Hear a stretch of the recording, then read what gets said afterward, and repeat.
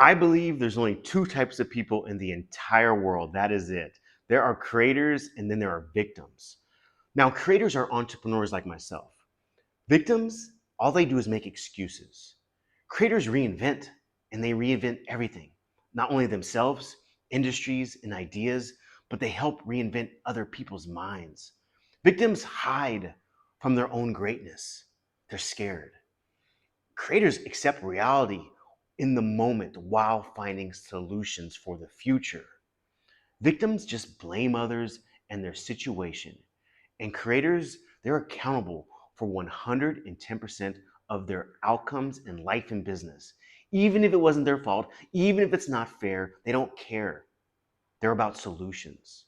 Creators inspire others to become creators themselves. Creators are leaders. Creators build from where they stand. Creators bend the world and shape their own reality. They are the mystics in a suit. Who do you want to be? I'm a creator. Join me, learn, and create.